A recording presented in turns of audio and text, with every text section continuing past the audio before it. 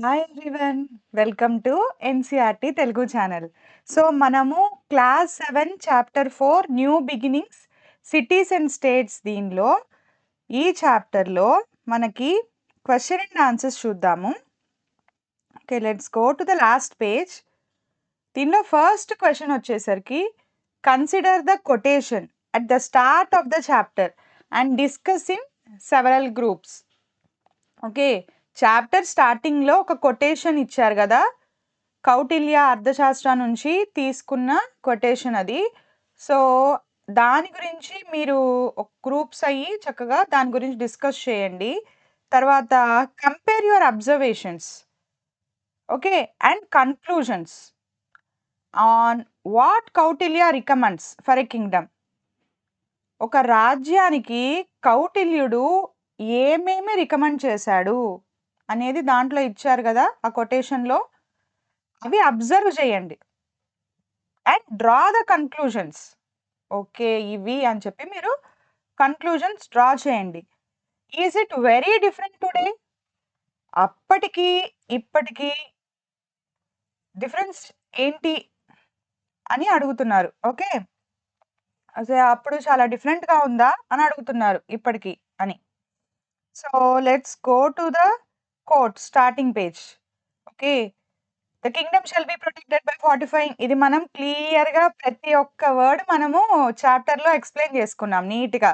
So, Kingdom అంటే మనకి చుట్టూతా ఫార్టిఫికేషన్స్ ఉండాలి. దాని చుట్టూతా అండ్ టౌన్స్ బార్డర్స్ దగ్గర టౌన్స్ ఏవైతే ఉన్నాయో అవి కూడా చక్కగా ఫార్టిఫికేషన్ జరగాలి. తర్వాత ల్యాండ్ అనేది మనకి బావుండాలి. చూడ్డానికి బ్యూటిఫుల్‌గా ఉండాలి. ఈ పాపులేషనే కాకుండా బయట నుంచి కెలామిటీస్ ద్వారా మమ్మల్ని రక్షించండి అని వచ్చిన వాళ్ళకి కూడా మనం పెట్టగలిగే స్థితిలో ఉండాలి.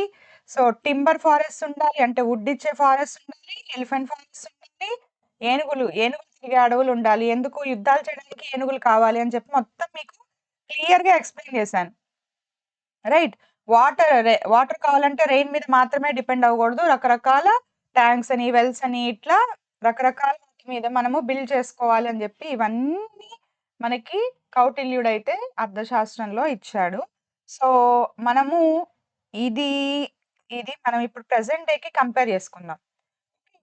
Is it different today? ఇప్పుడు మనకి టోటల్‌గా డిఫరెంట్‌గా ఉందా అప్పటికన్నా అనేది ఇప్పుడు చూద్దాం. సో, అప్పుడేంటి?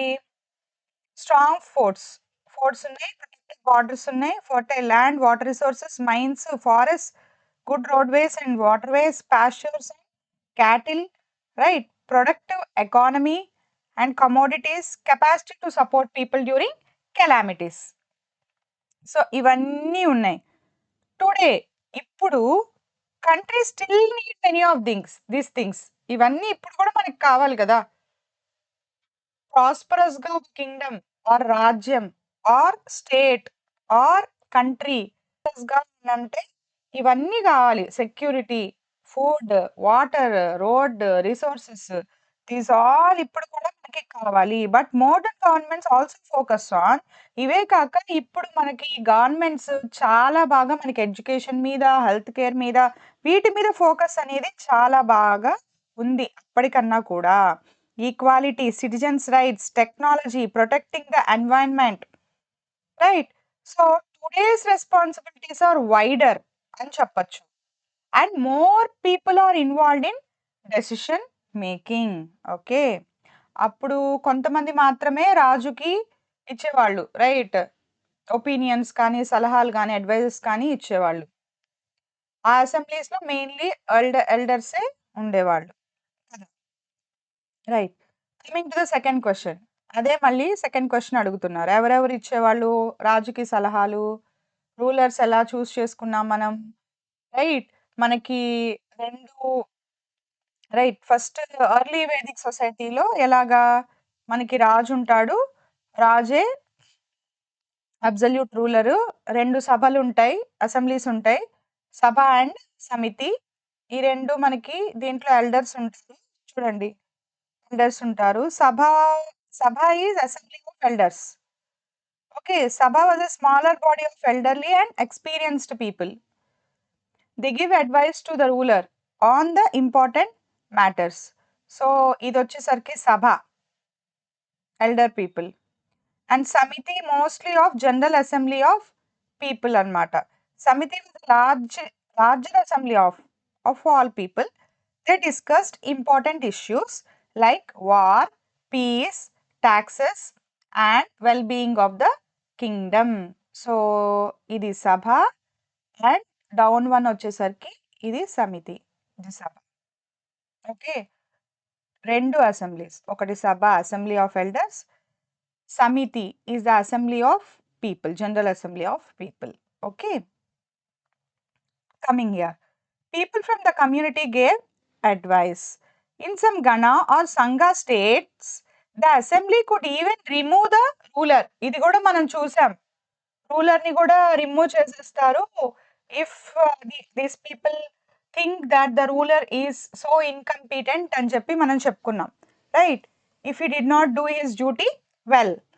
Some rulers belong to royal families, hereditary, వంశపారపర్యంగా ఒక రాజు తర్వాత ఇంకొక రాజు, వాళ్ళ కొడుకు అట్లాగే ఉండేవాళ్ళు అనమాట, right? But they also follow the, వాళ్ళు కూడా they need to follow the advice of people as well as elders. That is nothing but sabha and samiti ఇచ్చే అడ్వైజెస్ ని వాళ్ళు ఫాలో అవ్వాల్సిందే.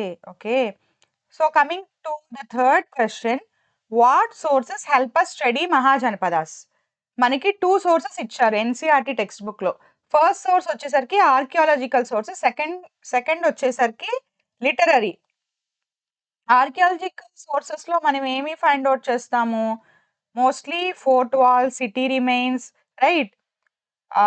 మనకి భువనేశ్వర్ దగ్గర ఫోర్ట్ చూపించారు కదా, అదొకసారి చూద్దాము, మీకు క్లారిటీ వస్తుంది, రైట్? సిటీ రిమైన్స్, రూయిన్స్, అదొకసారి చూద్దాము so that I can help you understand better. This one, this is మనకి రెండు ఇచ్చారు ఇక్కడ.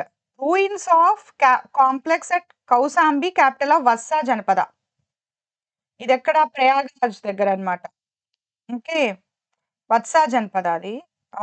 One more thing is we have near Odisha, this one Sisupalgarh fort. చూసారా ఎంత బాగుందో, బ్యూటిఫుల్ గా ఉంది కదా? ఇది ఎప్పుడు ఎక్స్కవేట్ చేశారు అంటే 1948 లో ఎక్స్కవేషన్ చేశారు. Through the archaeological excavations only ఇవన్నీ బయటపడ్డాయి. ఇలా ఫోర్ట్స్ ఉన్నాయి, ఫోర్టిఫికేషన్స్, తర్వాత ఎలా నిర్మించారు, దాని చుట్టూ మోట్ ఫుల్ ఆఫ్ వాటర్ విజిబుల్. మీకు మోట్ కూడా చూపిస్తాను ఇవాళ, ఓకేనా? సో ఎలా ఉంటాయి మోట్స్ అన్ని చూపిస్తాను. నెక్స్ట్ గేట్వే ఏమో నారోగా ఉంది, narrow gateway for the control of movement of people and goods. నారోగా ఎందుకు ఉంటుంది అని చెప్పాను? సెక్యూరిటీ పర్పస్ కోసం. ఎక్కువ మంది ఒకేసారి వచ్చేసారనుకోండి, it is danger, right?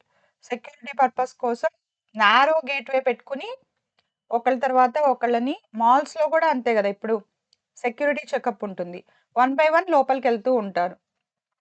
Open చేసేసి మొత్తం ఒక 100 మెంబర్స్ లోపలికెళ్ళిపోతే we don't know what is going to happen ఆ తర్వాత కదా.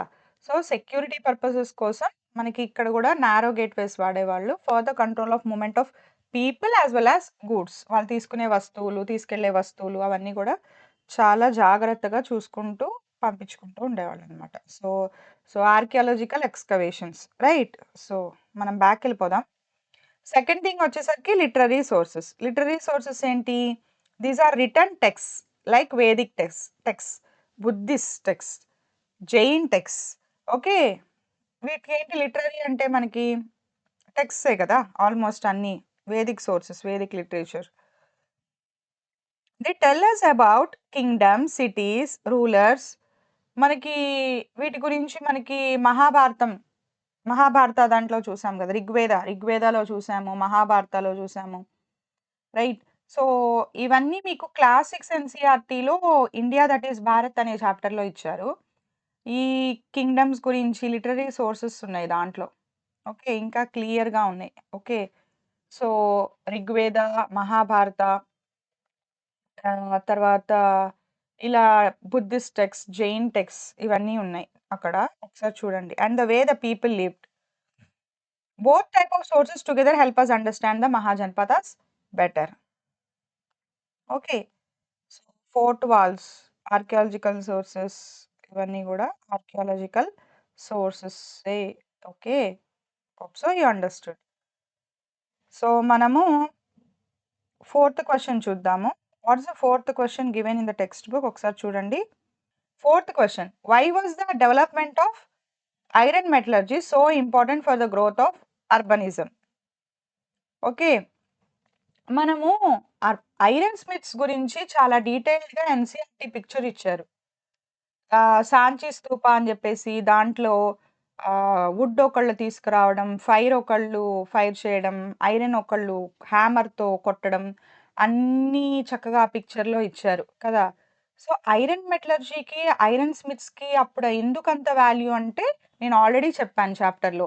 స్వార్డ్స్ కానీ, స్పియర్స్ కానీ, షీల్డ్స్ కానీ what not everything is made up of iron అని డ్యూరింగ్ మహాజనపద. సో, ఈ స్పెషలైజేషన్ ఉన్న ఐరన్ స్మిత్స్‌ని బాగా యుటిలైజ్ చేసుకున్నారు వాళ్ళప్పుడు. సో, ఎలా why was the development so important? ఎందుకు ఇంపార్టెంట్ అంటే వార్ జరిగేటప్పుడు మనకి ఇవన్నీ necessity. So, iron smiths, iron metallurgy అనేది చాలా అవసరం పడింది అప్పుడు. First millennium BCE. Okay. That's nothing but mahajanapadas rise టైమ్‌లో. Okay. You may use points from the chapter but also from your own knowledge. Me own knowledge, imagination use చేసుకొని చెప్పండి. చాప్టర్‌లో ఇచ్చిన పాయింట్స్ ద్వారా గూడా మీరు చెప్పండి అని అంటున్నారు. ఓకేనా? Let's see the answer. Fourth question right.